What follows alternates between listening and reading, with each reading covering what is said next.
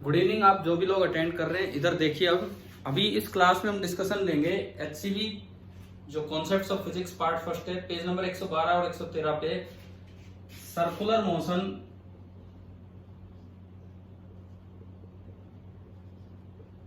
और अभी जो हम डिस्कस कर रहे हैं केवल और केवल उसका ऑब्जेक्टिव फर्स्ट। मैं ये उम्मीद करके बैठा हूं कि आप बुक साथ खोल के बैठेंगे, है ना? बुक है ना आपके पास? Yes sir. ठीक है। इवन अगर आपने नहीं भी अटेम्प्ट किए हो, मे भी ऐसा भी हो सकता है कि आपने अटेम्प्ट ना किए हो और आप लेक्चर अटेंड कर रहे हो, कोई बात नहीं। हम जल्दी जल्दी करके ऑब्जेक्टिव फर्स्ट, कितने क्वेश्चन है? 16 सवाल है। एक आइडिया लगेगा कि किस तरह से क्वेश्चन होने चाहिए। लाइन से मैं करवाता चलूंगा, अगर आपको डाउट आए किसी में तो बताना। क्वेश्चन नंबर 1, मेरे पास बुक रखी है, आप भी अपनी बुक देखिए। When a particle moves in a circle with a uniform speed, जब एक पार्टिकल एक सर्कल में यूनिफॉर्म स्पीड से जा रहा होगा, स्पीड कांस्टेंट है, तो पहली बात वेलोसिटी कांस्टेंट है कि वेलोसिटी वेरिएबल है? स्पीड कांस्टेंट है तो वेलोसिटी कांस्टेंट है कि वेलोसिटी वेरिएबल है? बोलेगा कोई? जवाब देगा? वेरिएबल, क्योंकि डायरेक्शन चेंज होने की वजह से जो v वेक्टर है वो वेरिएबल है। दूसरी बात, क्या इस वक्त टेंजेंशियल एक्सेलरेशन कांस्टेंट है कि वेरिएबल है? जो मैं पूछता चलूं वो बताते चले। इस वक्त टेंजेंशियल एक्सेलरेशन कांस्टेंट है कि वेरिएबल है? वेरिएबल नहीं, फिक्स है, 0 है। टेंजेंशियल एक्सेलरेशन कांस्टेंट है और वो कितनी है? बिल्कुल 0। भाई जब स्पीड ही कांस्टेंट होगी तो क्या इसमें टेंजेंशियल एक्सेलरेशन है इस समय? नो सर, नहीं है, तो कांस्टेंट है। सेंट्रीपिटल एक्सेलरेशन है v²/r। अब वो ऐसा है कि मैग्नीट्यूड तो कांस्टेंट होगा, क्योंकि ना तो v चेंज हो रहा है और ना ही r चेंज हो रहा है, लेकिन उसकी डायरेक्शन बार बार सेंटर की तरफ होने के चक्कर में वेरिएबल होगी। तो इस वजह से जो AC वेक्टर है वो वेरिएबल होगा।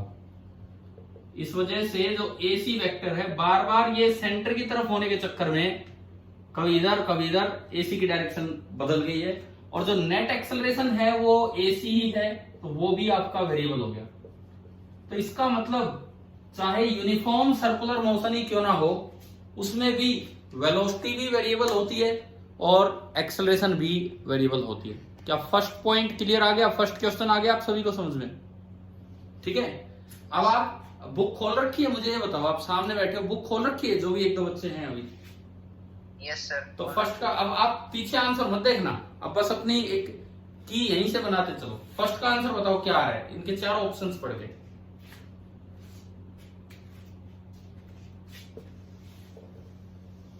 क्या आंसर बना 4 ऑप्शंस पढ़ के?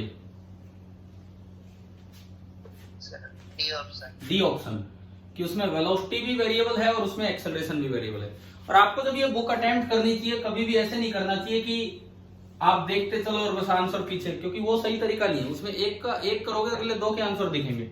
आप क्या किया कीजिए, अपनी जब भी क्वेश्चन अटेम्प्ट करें, ऑब्जेक्टिव फर्स्ट कर रहे हैं, तो लाइन से 1 2 3 4 5 लिख के अपने आंसर्स बनाते चलो कि क्या है, और एंड में मैच करो। ये सही तरीका होगा। अब जैसे मैं करवा रहा हूं, चलो ठीक है, हो सकता है कि अब तो सारे सही हो जाएं, लेकिन आप लोग इस तरह से अटेम्प्ट कीजिए और अपनी की बनाते चलो। वो एक टेस्ट की तरह हो जाएगा कि भाई कितने आपने सही किए। फर्स्ट का हमारा आंसर आ गया डी। हम भी अपनी की बनाएंगे। सेकंड, आप ईमानदारी रखना कि बुक में पीछे आंसर पे मत जाना। सेकंड सुने, ये मैंने आपके टेस्ट में भी पूछा था, सेम क्वेश्चन लिया था एक सर्कुलर के टेस्ट में। इसमें बोलता है चाहे रेडियस अलग हो, if they complete the circle in equal time then the ratio of angular speed। देखो आपको ये दिया है कि t1 is equal to t2, तो ओमेगा 1/ओमेगा 2 कितना होगा ये आपको बताना है। तो हम सीधा जानते हैं ओमेगा 1 होता है 2π/t1 एंड ओमेगा 2 होता है 2π/t2, और t1 t2 बराबर होने से ये डायरेक्ट आंसर है 1। यही सेम क्वेश्चन मैंने आपके टेस्ट में पूछा था। तो सेकंड का भी आंसर क्या है बताओ, बताते चलो आप देख के बुक में। डी। आप नाम बोलना, कौन बोल रहे हैं आंसर? अपना नाम बताओ एक बार। प्रतीक। Yes, sir. प्रतीक, आपने डाउट्स भेजे थे क्या कल? Yes, sir. ठीक है, मैंने वो डाउट्स तो नहीं देखे, मैंने अभी आपका मैसेज थोड़ी देर पहले पढ़ा था शायद, आज तो यही कहा था कि आप 9 बजे बाद मिलना।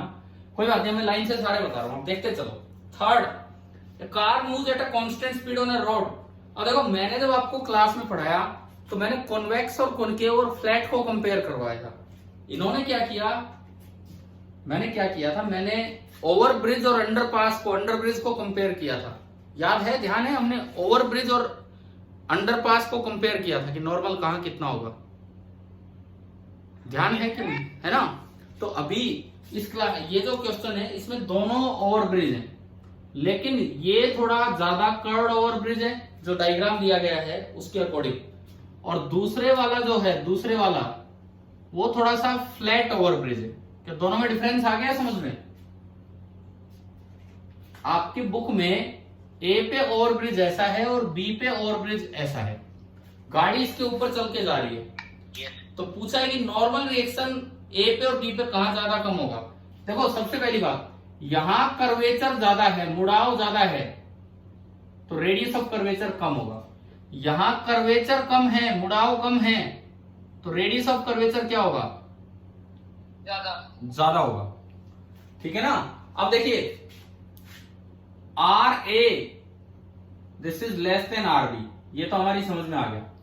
अब मैं इक्वेशन बनाऊं गाड़ी के चलने की, तो गाड़ी जब जा रही है सपोज v स्पीड से, तो गाड़ी पे नीचे लग रहा होगा mg और ऊपर लगेगा नॉर्मल रिएक्शन एट ए, और गाड़ी अगर v स्पीड से निकल रही है तो सेंटर की तरफ उसकी एक्सेलरेशन होगी v square by R A, v square by R ए।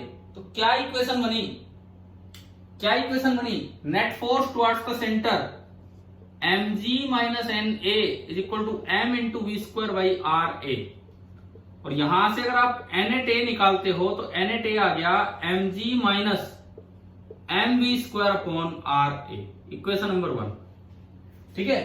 अच्छा, मैंने ये मान लिया कि टेंजेंशियल एक्सेलरेशन 0 है, केवल सेंटर की तरफ एक्सेलरेशन। क्यों माना ऐसा, इसका कारण बताएं। कहां क्वेश्चन में ऐसा बोला है कि टेंजेंशियल एक्सेलरेशन 0 है? बताओ, कहीं लिखा है कि कांस्टेंट स्पीड से गाड़ी चल रही है? सर कांस्टेंट स्पीड दे दी सर। हाँ, इस वजह से। अब अगर स्पीड कांस्टेंट है तो आपको सोचने की जरूरत नहीं है, यहां भी स्पीड v होगी, और जब गाड़ी यहां होगी तो वेट तो उसका वही है, सेंटर की तरफ mg, लेकिन नॉर्मल रिएक्शन ऊपर लगेगा nb, और एक्सेलरेशन सेंटर की तरफ होगी, centripetal acceleration, that will be v square upon R B. v same लेना है लेकिन रेडियस अलग अलग है। जहां कर्वेचर कम होता है, जहां मुड़ाव कम होता है, वहां रेडियस ज्यादा होता है, ये बात आप याद रखो। इक्वेशन बनेगी net force towards the centre mg minus nb is equal to m into V square by R B.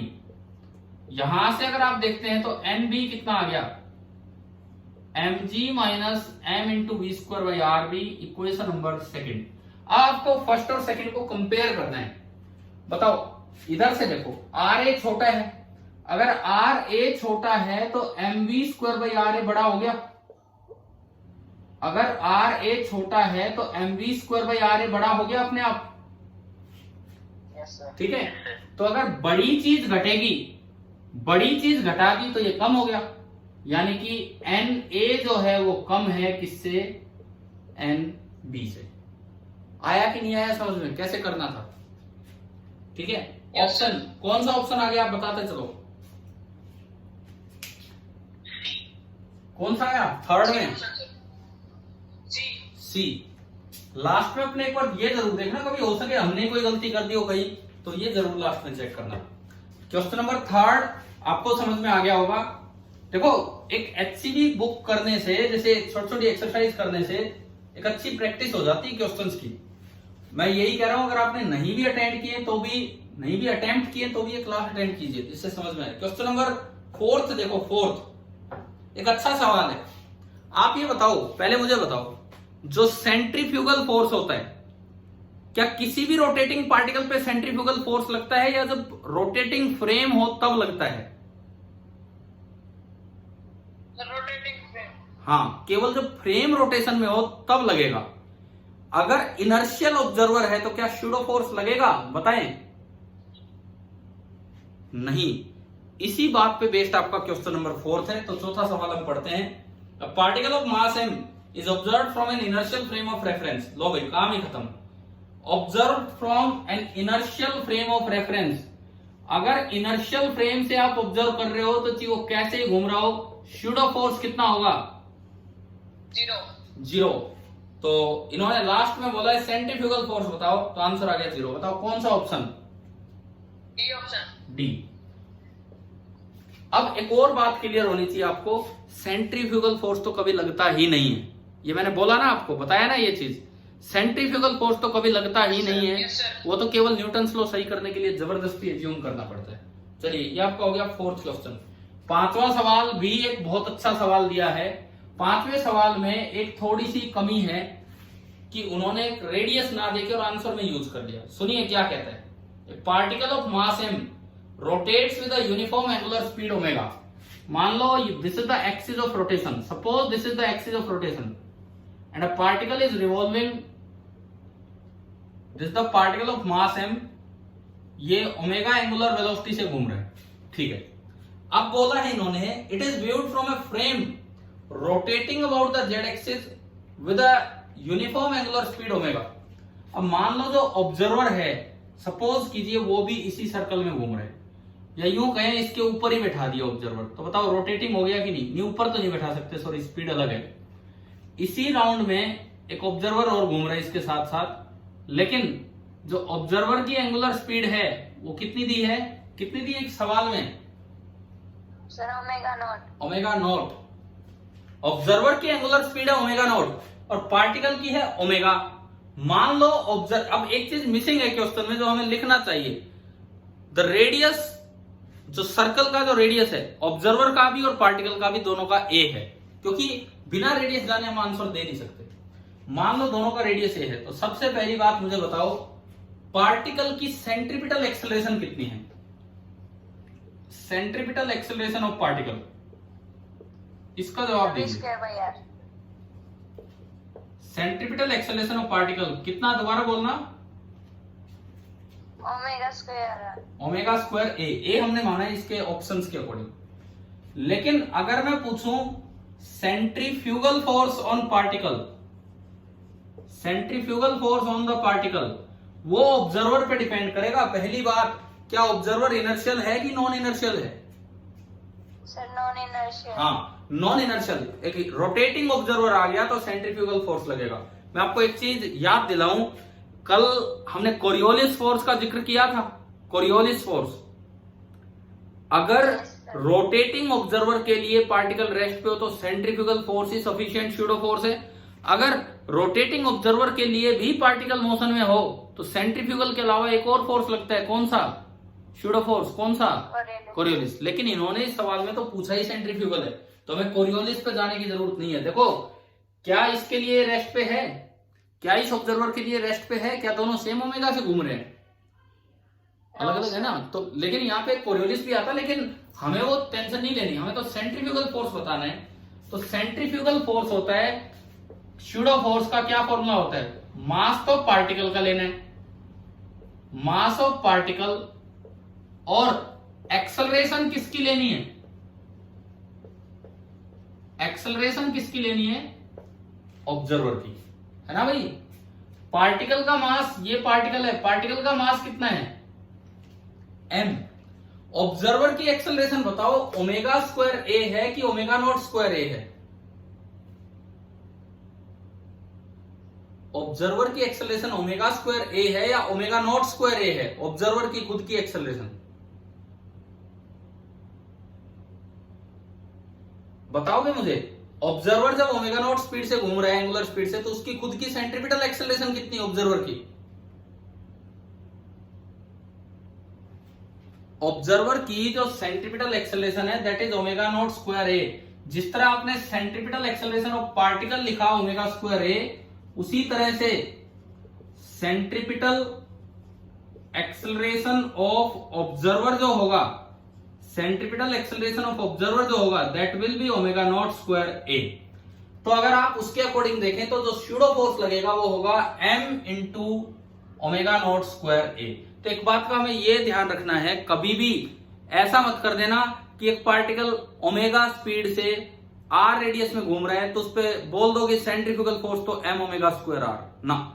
M omega square are तब लगता है जब ऑब्जर्वर भी उतने ही रेडियस में उतनी ही वेलोसिटी एंगुलर वेलोसिटी से घूम रहा है उसके साथ साथ, या उसे खुद ही ऑब्जर्वर बना दें तो लगेगा एम ओमेगा स्क्वायर आर, नहीं तो इनर्शियल फ्रेम से जीरो रहेगा। अब ये एक अच्छा सवाल है, इसमें बच्चे को डिफरेंशिएट करना आना चाहिए कि इनमें अंतर पता लगाना आना चाहिए कि पार्टिकल तो ओमेगा से घूम रहा है, ऑब्जर्वर ओमेगा नॉट से, तो ओमेगा स्क्वायर ए से मल्टीप्लाई करें कि ओमेगा नॉट स्क्वायर ए से। तो हम जानते हैं कि स्यूडो फोर्स में एक्सेलरेशन ऑब्जर्वर की ली जाती है, तो किससे मल्टीप्लाई करेंगे? ओमेगा नॉट स्क्वायर ए से। बताएंगे भाई, समझ में आया कि नहीं आया ये सवाल? Yes sir. आंसर बोलो तो फिर अपने ऑप्शंस देख के, बुक में से देख के बोलते रहो कौन सा आंसर है इसका। 5वें क्वेश्चन का एक बार बुक लेके आओ तो भाई, लेट हो आप थोड़ा।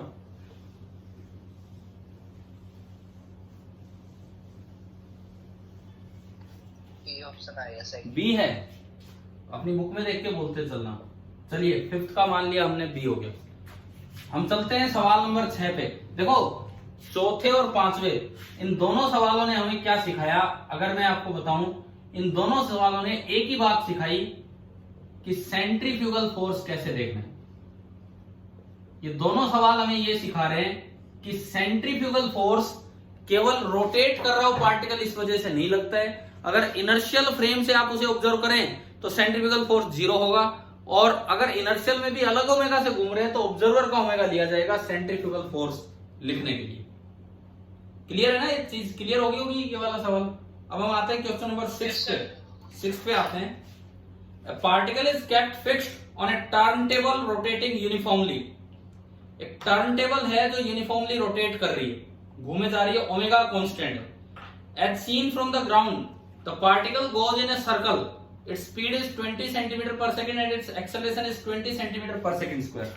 ये कह रहा है कि एक टर्न टेबल है जो टर्न होती जा रही है, यूनिफॉर्मली रोटेट कर रही है। इसका मतलब आपको ओमेगा कांस्टेंट दे दिया।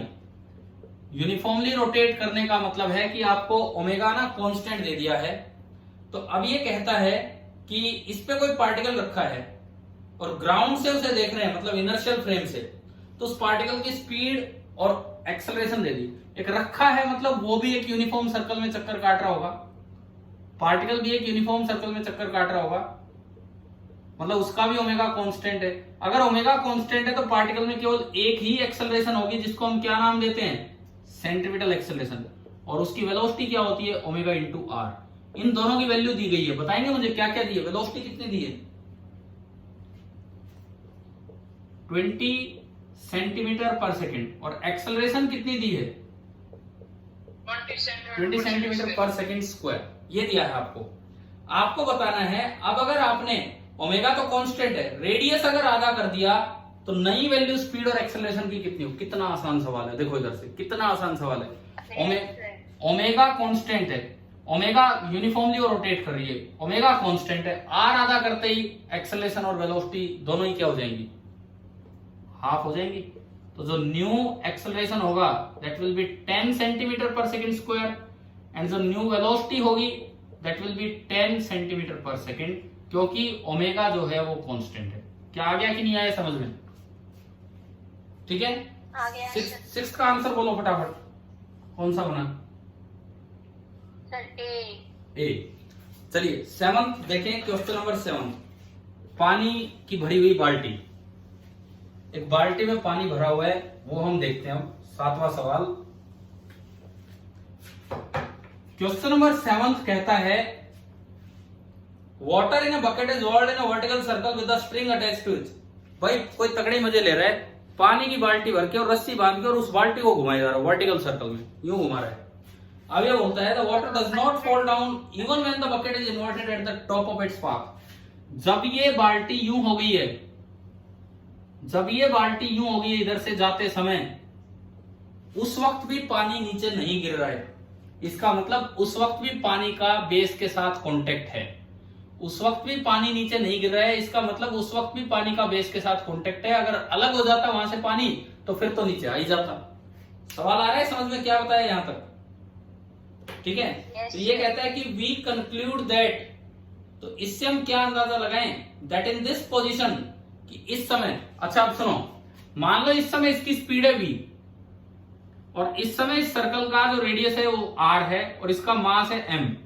तो मैं अगर इसका एफबीडी बनाऊं, इसका एफबीडी, इस पानी पानी का एफबीडी, वर्टिकल एफबीडी, तो देखो एक तो नीचे लग रहा होगा mg और एक ऊपर कॉन्टेक्ट, क्योंकि ब्रेक नहीं हुआ है, कॉन्टेक्ट लगेगा नॉर्मल n, ठीक है, एक mg लगेगा और एक n लगेगा, और जो एक्सेलरेशन है that is v square by r towards the centre.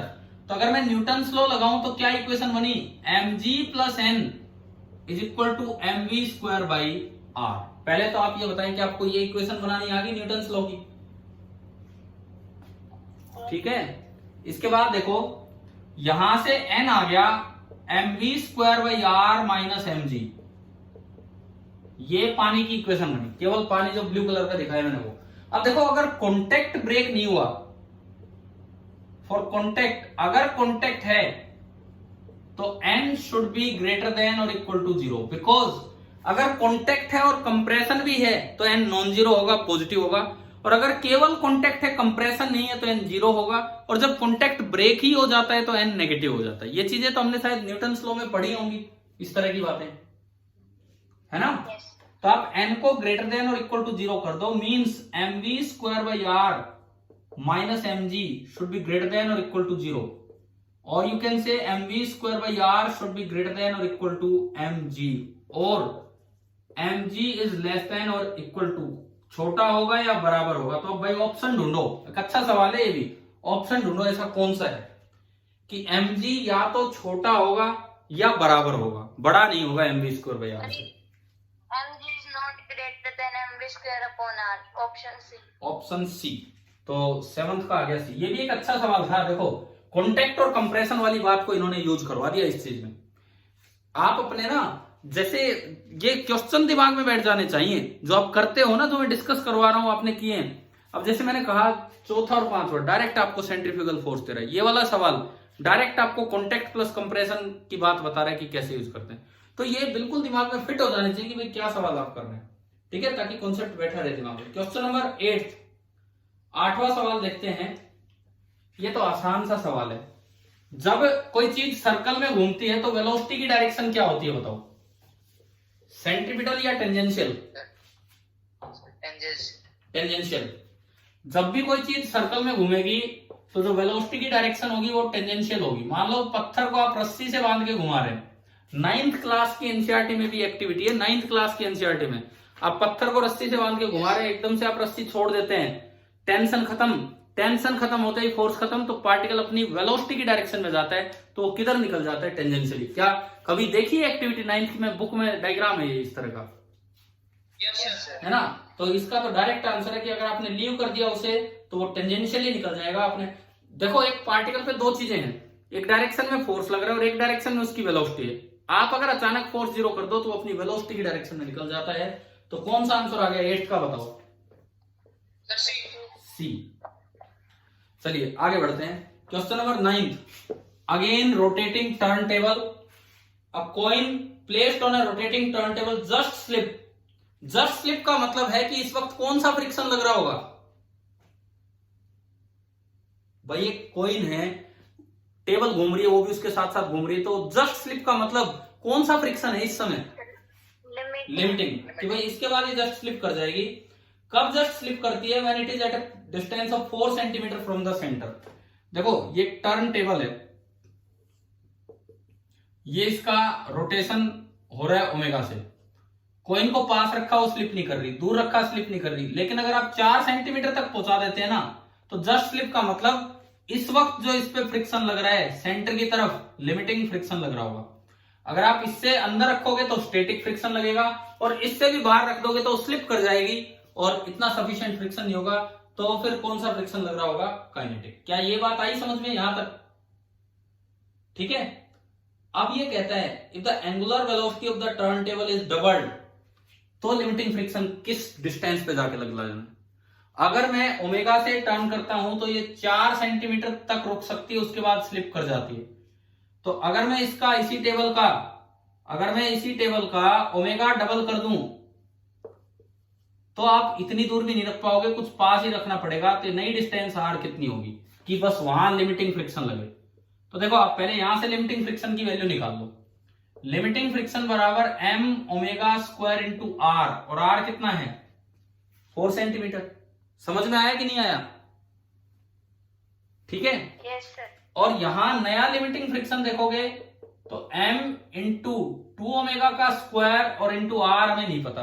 अब लिमिटिंग फ्रिक्शन आपके ओमेगा पे डिपेंड नहीं करता, बल्कि आपकी ओमेगा लिमिटिंग फ्रिक्शन पे डिपेंड करेगी, आप कितना तेज करो कि वो ना फिसले। आपका लिमिटिंग फ्रिक्शन तो दोनों बॉडीज पे डिपेंड करता है, टेबल पे और ब्लॉक पे। अगर उनका फ्रिक्शन कोएफिशिएंट म्यू है और मास m है तो लिमिटिंग वैल्यू तो म्यू एम जी हो जानी है। बताओ, पता है, समझ में आया? यानी कि Yes, sir. जो लिमिटिंग फ्रिक्शन इस केस में होगा वही इस केस में होगा। तो आपको दोनों लिमिटिंग फ्रिक्शन इक्वेट कर देने। तो ये इक्वेशन बनी m into omega square into 4 centimetre is equal to m into 2 omega का स्क्वायर है 4 ओमेगा स्क्वायर और इंटू r। अब देखो 4 4 ओमेगा स्क्वायर m m, तो r कितना बचा? The 1 centimetre. केवल 1 सेंटीमीटर पे जाके स्लिप कर जाएगा। क्या आंसर है बताओ ऑप्शंस देख के अपने? A option. 9th का आ गया ए। चले भाई थोड़ा जल्दी जल्दी करते हैं, टाइम भी इतना है। 10th क्वेश्चन, ताकि मैं आपको ढंग से एक बार डिस्कस करवा ही रहा हूं सारे। क्वेश्चन नंबर 10th देखो, a motorcycle is going on an overbridge. ये मुझे लगता है पिछली क्लास में हो चुका है ऐसा। ओवरब्रिज पे जा रहा है कांस्टेंट स्पीड से, तो मोटरसाइकिल जब असेंड कर रही होगी ब्रिज पे तो नॉर्मल फोर्स इंक्रीज करेगा डिक्रीज करेगा। ये करवाए थे इस तरह के। देखो जब वो ऊपर जा रहा है कांस्टेंट स्पीड से, इस वक्त ये सेंटर है, जब ये थीटा एंगल पे है, और जब ये यहां आ जाएगा, आपको यहां और यहां का नॉर्मल रिएक्शन कंपेयर करना है कि यहां से वहां जाने में नॉर्मल रिएक्शन बढ़ेगा कि कम होगा। तो देखिए हमने बनाया था ना इसका एफबीडी, नीचे mg, Yes, sir. इधर नॉर्मल रिएक्शन, mg का इधर कंपोनेंट आया था mg cos थीटा। ध्यान है, ये पिछले लेक्चर में ही हुआ था शायद, वर्क से पहले। तो देखो, और इसकी एक्सेलरेशन है इधर v स्क्वायर बाई आर। तो इक्वेशन बनेगी mg cos theta minus n is equal to mv square by R. यहां से नॉर्मल रिएक्शन आया mg cos theta minus mv square by R. अब v तो कांस्टेंट है, कर्वेचर भी कांस्टेंट है, वही एक ब्रिज है। जैसे जैसे आप आगे बढ़ रहे हो थीटा कम हो रहा है कि ज्यादा हो रहा है? कम हो रहा है। कम हो रहा है। थीटा कम होगा तो कोस थीटा, थीटा कम होगा तो कोस थीटा ज्यादा होगा, और कोस थीटा ज्यादा होगा तो ये वैल्यू ज्यादा होगी। तो बताओ नॉर्मल रिएक्शन इंक्रीज हो रहा है कि डिक्रीज हो रहा है? क्या होगा? इंक्रीज। इंक्रीज। तो उसमें देख के अपना आंसर बता दो कौन सा है। A option sir. A option. ठीक है, चलिए क्वेश्चन नंबर 11th देखते हैं। फिर से ब्रिजेस का कंपैरिजन। मतलब ये इतने इंपॉर्टेंट सवाल है यार, ये आते रहते हैं, इसीलिए यहां भी इतनी बार दे रखा है। 11th, 3 आइडेंटिकल कार है ABC moving at the same speed on the 3 bridge. यार ये मैंने करवाया था, एग्जैक्टली ये करवाया था। प्लेन ब्रिज, एक ब्रिज कॉन्वेक्स अपवर्ड और एक ब्रिज कॉनकेव अपवर्ड। देखो plain bridge, bridge convex upward and bridge concave upward. ये है कॉनकेव अपवर्ड, इसको हमने नाम दिया था अंडरपास। ये है कॉन्वेक्स अपवर्ड, इसको हमने नाम दिया था ओवरब्रिज। ब्रिज। हाँ, और ये है प्लेन। आप बताओ क्या तीनों का नॉर्मल कंपेयर करवा दिया कि नहीं पिछले लेक्चर में? Yes sir. बस तो हो जाएगा ये। ठीक है, चलिए आगे बढ़ते हैं। क्वेश्चन नंबर, क्या आंसर आएगा अगर आपने कर रखा हो तो? 11th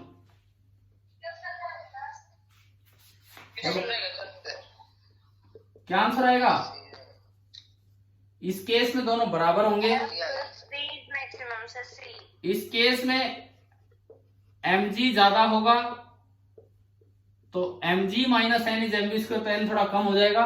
और इस केस में n ज्यादा होगा क्योंकि उसका काम है mg को भी बैलेंस करना और सेंटीमीटर एक्सेलरेशन देना। तो डायग्राम से भी दिख रहा है सबसे ज्यादा इसमें, फिर इसमें और फिर इसमें। तो कौन सा ऑप्शन है ऐसा आप बता दो देख के। सर बी है। बी है? मैं नहीं पढ़ रहा हूं, ऑप्शन आप ही पढ़ेंगे। ठीक है, क्वेश्चन नंबर 12 पे चलिए। ट्रेन है, ये एक अच्छा सवाल है। देखो धरती की सेंस ऑफ रोटेशन का जिक्र किया था हमने, अर्थ की जो सेंस ऑफ रोटेशन है, Yes, sir. कहां से कहां घूमती है अर्थ? ईस्ट टू वेस्ट की west to east? West to east. West to east. अब जो ट्रेन वेस्ट टू ईस्ट जा रही होगी उसकी स्पीड तो ज्यादा होगी, क्योंकि एक तो वो भी वेस्ट टू ईस्ट जा रही है और धरती खुद भी वेस्ट टू ईस्ट जा रही है, तो उसकी स्पीड तो बढ़ गई। और जो ट्रेन ईस्ट टू वेस्ट आ रही है, धरती उससे अपोजिट चल रही है, तो उसकी स्पीड थोड़ी सी क्या हो जाएगी, कम हो जाएगी। पहले तो ये बताओ क्या ये पॉइंट आया समझ में? Yes sir. यानी कि जो ट्रेन, कौन सी ट्रेन वेस्ट टू ईस्ट जा रही है? बी। क्वेश्चन में दिया है कि जो बी ट्रेन है वो वेस्ट टू ईस्ट जा रही है और ट्रेन है ईस्ट टू वेस्ट, यानी कि ओमेगा ए का कम हो जाएगा ओमेगा बी से, क्योंकि बी वाली ट्रेन में तो धरती का ओमेगा भी जुड़ेगा, जबकि ए वाली स्पीड में है तो धरती का ओमेगा घटेगा। पहले तो ये बताओ क्या इतना आ गया समझ में? बोलो बोलो जल्दी बोलो। Yes sir. ठीक है, अब सुनो, कोई भी ट्रेन है उसकी आप इक्वेशन बनाओगे, जब वो घूम रही है धरती पे तो उसमें एक सेंट्रीपिटल एक्सेलरेशन होगी टुवर्ड्स द सेंटर v²/r, और अर्थ के सेंटर की तरफ उसका वेट लगता है mg और बाहर की तरफ लगता है नॉर्मल रिएक्शन। तो बताओगे क्या इक्वेशन बनी? Net force towards the centre mg - n = mv²/r, और v²/r को आप लिख लो ω²r। क्या इतना आ गया समझ में? क्या डायग्राम आ रहे हैं, है ना? यहां से अगर आप n निकालोगे तो n आया mg - mω²r। तो इन्होंने क्या पूछा है कि ग्राउंड को कौन ज्यादा प्रेस करेगा, मतलब नॉर्मल रिएक्शन किस पे ज्यादा होगा? भाई बाय न्यूटन्स थर्ड लॉ, जितना ग्राउंड ने ट्रेन पे नॉर्मल रिएक्शन लगाया उतना ही ट्रेन ने ग्राउंड पे लगाया होगा, है ना? समझ रहे हो ना इस चीज को? तो आपको n कंपेयर करना है, n कंपेयर करना है केवल, और कुछ नहीं। तो बताओ यहां से ओमेगा किसका ज्यादा है? फर्स्ट का अगर ओमेगा ज्यादा है तो ये ज्यादा घट रहा है, तो n फर्स्ट का कम होगा कि ज्यादा होगा बताइए? ज्यादा। देखो क्वेश्चन नंबर 12 बताओ, आप समझ में आ गया है कि नहीं आया है? आ गया सर। आ गया तो इसका आंसर बोलो क्या बन रहा है? देखो मैं दोबारा बता देता हूं कि जो ट्रेन है सेम मास की ट्रेन है, जो ट्रेन ए है वो चल रही है ईस्ट से वेस्ट और अर्थ घूमती है उल्टा, तो उसका ट्रेन ए का ओमेगा कम होगा। और जो ट्रेन बी है वो चल रही है वेस्ट टू ईस्ट और अर्थ भी इसी के अकॉर्डिंग घूम रही है, तो उसका ओमेगा थोड़ा ज्यादा हो जाएगा। अब इन्होंने बोला है A presses the track with the force F1 and B presses the track with the force F2, या यू कैन से ए पे जो फोर्स लग रहा है नॉर्मल रिएक्शन F1 है और बी पे जो फोर्स लग रहा होगा वो F2 होगा। तो आपने न्यूटन्स लॉ लगाया mg - n = mω²r, यहां से n आया mg - mω²r। अब a का ओमेगा कम है तो कम चीज घटेगी, तो a पे नॉर्मल रिएक्शन ज्यादा होगा, तो n1 > n2 और f1 > f2। तो कौन सा ऑप्शन है ऐसा? सर ए। 13 क्वेश्चन नंबर 13 केवल ये बताता है कि effect of rotation of earth on the value of g. तो शायद हमने पढ़ा था कल कि इक्वेटर पे मैक्सिमम इफेक्ट होता है, जी में बहुत भारी कमी आती है, पोल्स पे कोई इफेक्ट ही नहीं होता है और बाकी धरती पे हर जगह इफेक्ट होता है। कल बताया था ये। Yes sir. अर्थ के रोटेशन की वजह से पोल पे तो कोई इफेक्ट नहीं होता और बाकी हर जगह जी की वैल्यू थोड़ी थोड़ी कम हो जाती है और इक्वेटर पे मैक्सिमम कमी आती है। तो इस सवाल ने बोला कि अगर अर्थ घूमना बंद कर दे तो अपेरेंट वैल्यू ऑफ जी पे क्या फर्क पड़ेगा? तो इक्वेटर पे तो सबसे ज्यादा बढ़ी हुई महसूस होगी और जगहों पे भी कुछ बढ़ेगी और पोल पे कोई फर्क ही नहीं पड़ेगा, क्योंकि पोल पे रोटेशन का कोई इफेक्ट ही नहीं था। आ गया समझ में? तो ऐसा कौन सा ऑप्शन है कि लगभग बहुत सी जगह बढ़ेगी और पोल्स पे सेम रहेगी? ऐसा ऑप्शन इन्होंने डी दिया है ना? समझ गए होंगे आप? देखो छोटे छोटे कॉन्सेप्ट यूज हो रहे हैं, छोटे छोटे कॉन्सेप्ट। 14 एक आसान सवाल, बल्कि हमने तो फॉर्मूला बना के पढ़ रखा है। रोटेटिंग रोड का फॉर्मूला करवाया था आपको? रोटेटिंग रोड की टेंशन का फॉर्मूला करवाया था? आप वो फॉर्मूला भी लगा सकते हो, वो फॉर्मूला लगाने की जरूरत भी नहीं है, क्योंकि इन्होंने वैल्यू नहीं पूछी, इन्होंने केवल कंपैरिजन पूछा है। ये कहता है एक पॉइंट ले लो L/4 पे इधर से और एक पॉइंट ले लो 3L/4 पे यहां से, कहां टेंशन ज्यादा होगी? तो आपको याद होना चाहिए यहां वाले का काम है पूरी रोड को घुमाना, तो यहाँ टेंशन बहुत ज्यादा और एंड में टेंशन थी 0। जैसे जैसे आप आगे बढ़ रहे थे टेंशन कम हो रही थी। तो बताओ यहाँ T1 है, यहाँ T2 है, तो कहां टेंशन ज्यादा होगी? T1 ज्यादा होगा। T1 को इतना पार्ट घुमाना है जबकि T2 को तो केवल इतना सा पार्ट घुमाना है। तो देखो कौन सा ऑप्शन है सर? ए।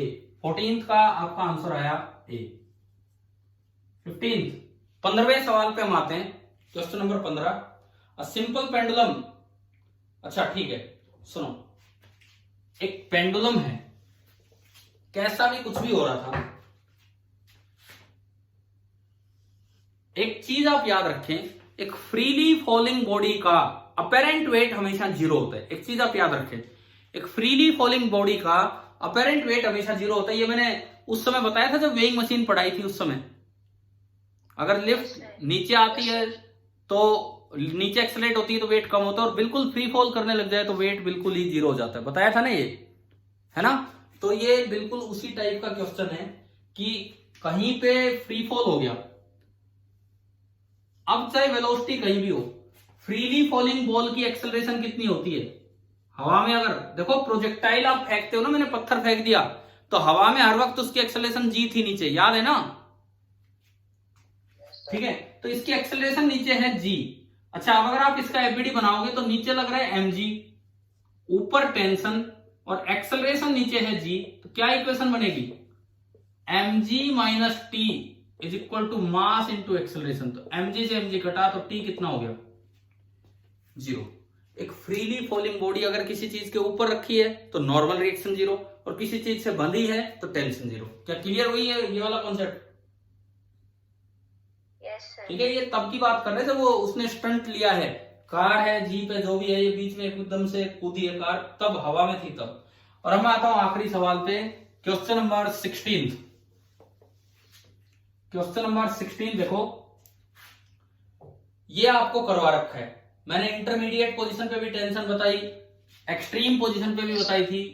तो कौन सी ऐसी जगह है जहां टेंशन mg cos थीटा को बैलेंस करता है? Sir extreme position. केवल एक्सट्रीम, क्योंकि एक्सट्रीम पोजीशन पे सेंट्रीपिटल एक्सेलरेशन कितना होता है, 0। क्योंकि एक्सट्रीम पोजीशन पे स्पीड कितनी होती है, 0। तो ये यही लिखता है कि t बराबर mg cos थीटा कहां होगा, तो it is at the extreme position. तो आंसर क्या आ गया 16th का,